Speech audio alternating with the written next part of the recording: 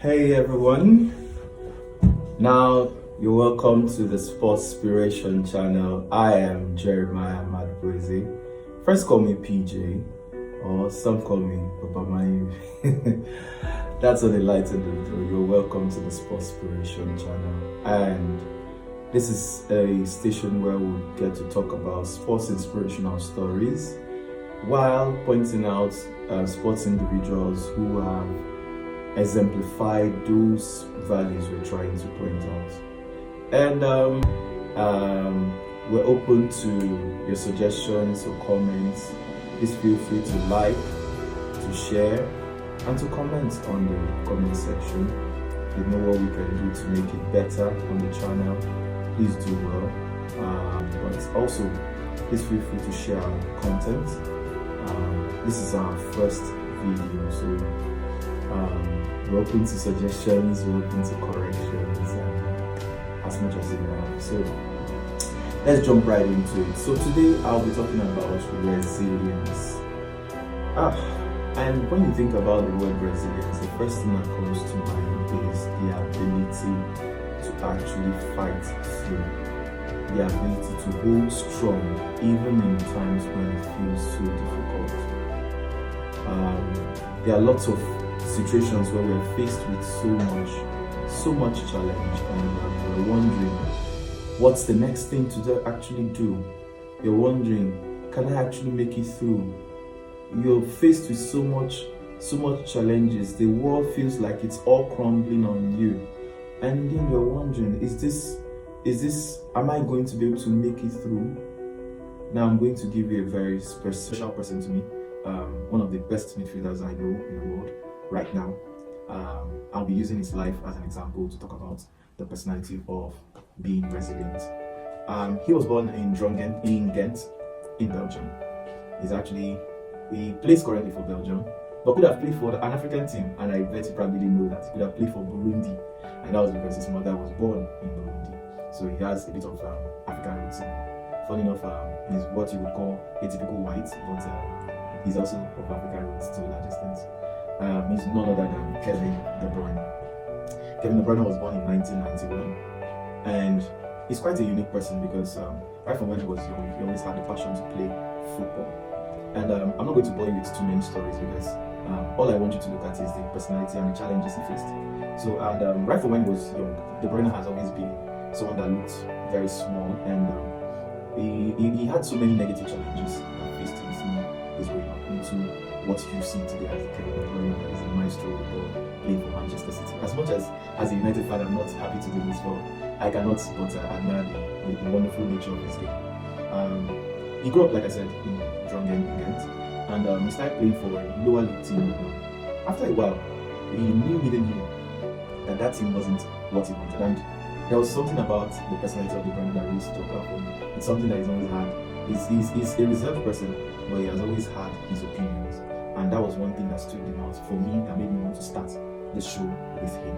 Now, when he started, he was not having so much because, like I said, he started from a lower league team. But funny thing is, he knew what he wanted. And he looked at a team that had all the things he wanted, which was actually dead, and decided and told his team, was up front. He wasn't afraid. He told them that he wanted to join them. He was quite ambitious and very honest about his opinion. And at age 8, he got the opportunity to go to Ghent. And now Ghent, because of the distance of Ghent from his family, he couldn't stay with his family and had to be introduced into a kind of foster family system. Now, for the first 6 months he was with that family, he struggled to blend in, and in a bit to not, you know that feeling when you're in an environment and you're trying not to do wrong, so you're just sitting still. Now that for the foster family felt like a negative, and he barely had any fights, no trouble, no arguing with anybody, but at the end of that summer, the family rejected him, and that on its own was like a fuel for him. He decided to use it as a fuel to fulfill his desire, and that's where the resilience comes in.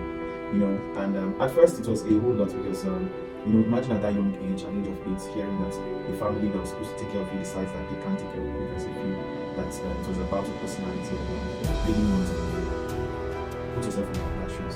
Imagine what you feel like as an 8. I really wanted to be in that shoes. And surprisingly, he got another opportunity. He got another opportunity at the same time. and they were attached him to trouble kids, because he was determined to become better. And he was able to later join the senior team at the age of 19, and kept it pressing. We know how he struggled with his time at Chelsea, struggled with his time to actually nail the place in the team. And there was actually one particular thing that stood out for me.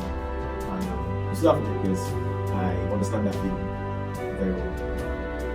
In 2013, a very close friend of his did something that I don't think anyone of us would want to do.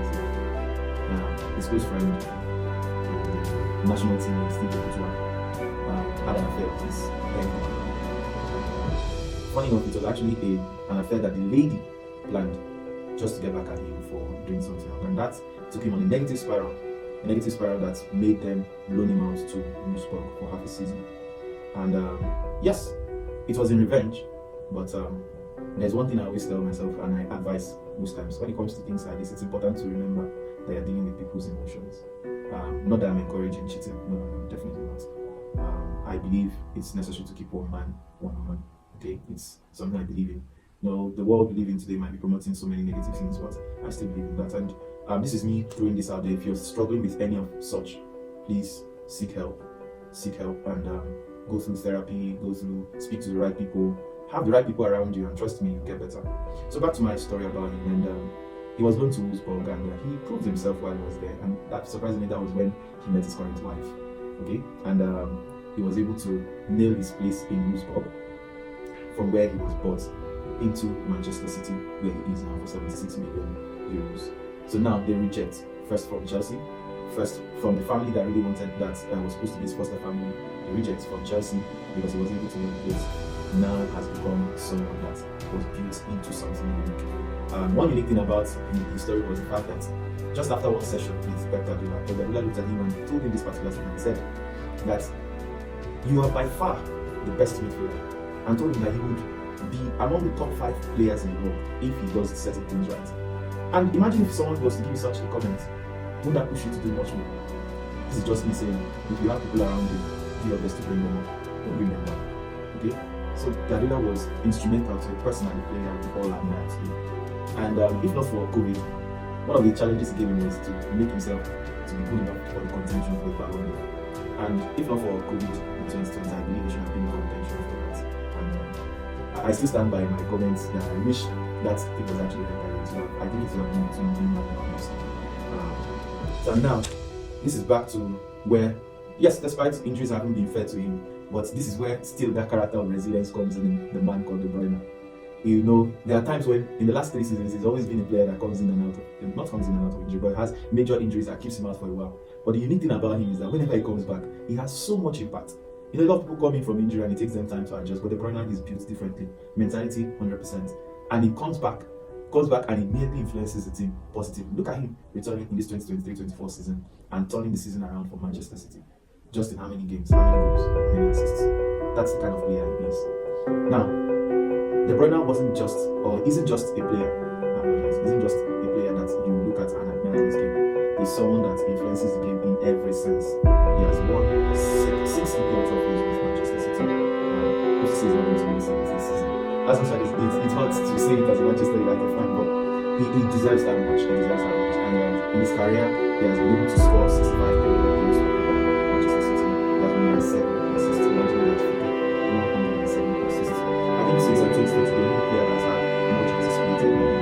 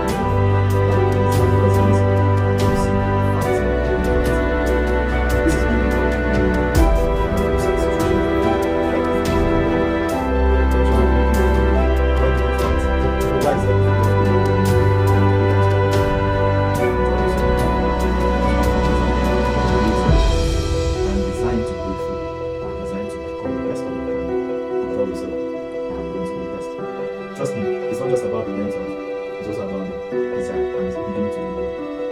This is me encouraging someone out there. Be resilient. Put in the work. And believe in me, you will definitely celebrate it very soon. So this is me rounding off today's episode of Sports Inspiration. Our next episode will be released very soon. So trust me, we're going to pick up someone interesting to talk about very soon. Another interesting sports personality to pick up inspirational stories from. This is me encouraging you to please make sure you subscribe to the channel, you like, and you share our videos. This is also going to be available as a podcast, so definitely take your time and listen to it even as an audio. I encourage you to let your friends know about this. Tell your friends to tell their friends to come and join this channel. And like I said, if you have ideas, comments, suggestions,